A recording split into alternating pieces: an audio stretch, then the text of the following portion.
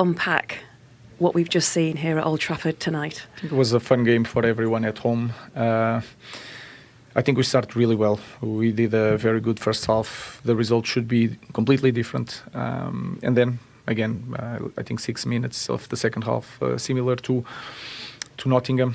We lost the concentration, and they scored 2 goals. But we managed to get back to the game.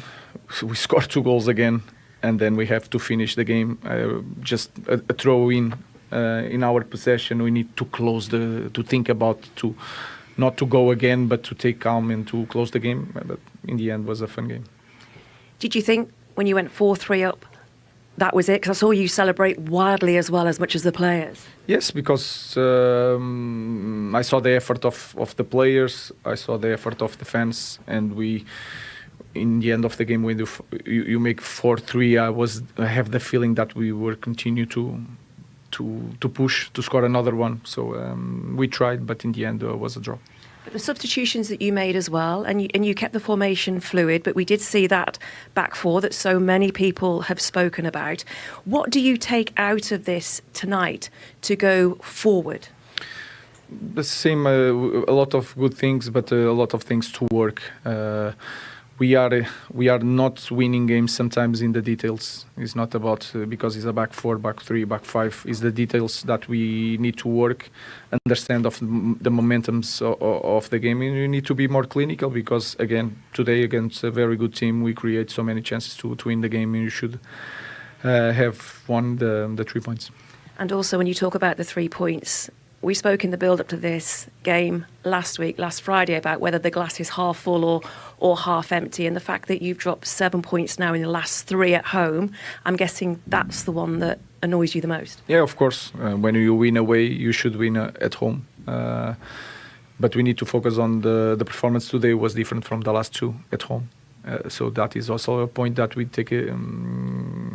pay attention, and it's completely different. The result is the same, is a 1 point, is frustrating, but the performance is different. And how do you go about now finding a solution as well? Because obviously you're going to lose 2 more players to AFCON tonight after this game, and without 3 centre-backs as well, it's sort of problematic for you, isn't it? But that is the fun part of being a manager. You will try to find the solutions with the players that we have. So after last season, I think we are ready to cope with whatever they present in front of us. So let's move on. And we already knew we had some injuries. All the teams in England had the injuries. We will try to find a way to score goals in a different way. Ruben, thank you. 43 Premier League games in the Room Around Room, just 6 clean sheets, 1 this season. They've conceded 68 goals. In fact, since he was appointed, only 3 teams have conceded more.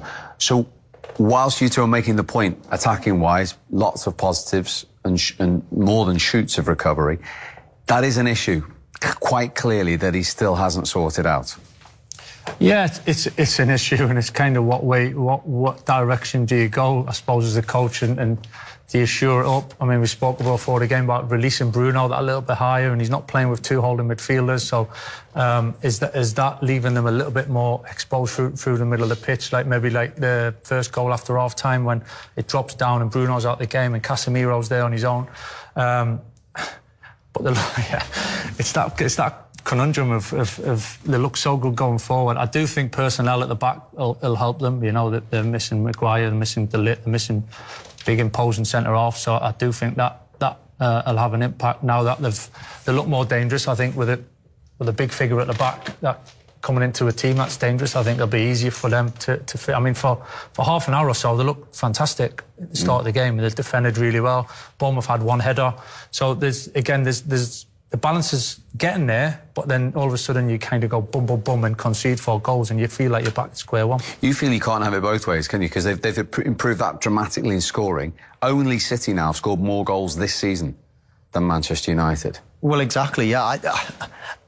Everybody aims to have it both ways, obviously to hardly concede and to be scoring plenty of goals. But in general, you know, you look at even the best team, you look at Arsenal, they're not massively free-flowing in terms of scoring loads and loads and loads of goals. They're defence is probably where they're strongest. But for Manchester United, if you watch them for the last 10 years, I mean, it's been so drab, it's been so bad, and to watch them attacking like that again is a breath of fresh air, I feel. Yeah, 6th and not 5th at the end. I mean, he's talking about concentration. Is it sometimes just a little bit of game management, a bit of know-how in that situation? I think, Steve, they've gone down the direction of suddenly becoming really dangerous going forward, and there's the excitement about it. I mean, I was watching it, I was getting excited. The players must feel that. The supporters, you could tell, feel that. So that's something that they need to then deal with emotionally. And when's the time to take that risk? When's the time to make that forward run? When's the time to actually, well, hang on, like the first goal, Semenyo's goal, and Luke gets pulled across, so thinking about playing forward and gets caught high, and then Semenyo's got that space to run into, and it's getting the balance, and they kind of got to learn, because they've probably not been that expansive, they've not been that fluid with the movements over a period of time. So the next step for them is, yeah, brilliant, do that and get ahead in the game, but you've got to manage the game as well, and picking their moments is the next step for them. Thank you very much. So much to talk about. We've run out of time. Michaels, thank you very much. Leading for as well. Can you see the positives for Manchester United in this performance, Olivier? Well, the confidence for the strikers, but obviously it's hard to win a game when you concede 4 goals. I think they, as he said before the game, they need to be more efficient up front, but you need to also be more efficient in your box.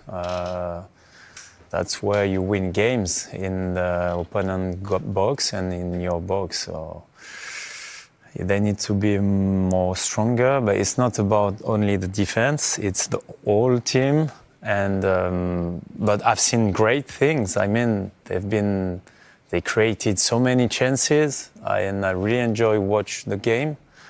But yeah, small margins, I'm not sure, I don't know. When you're at home and you win 4-3 and 5 minutes to go, you need to put the game, like close the game, as he said. And he should be very, very frustrated.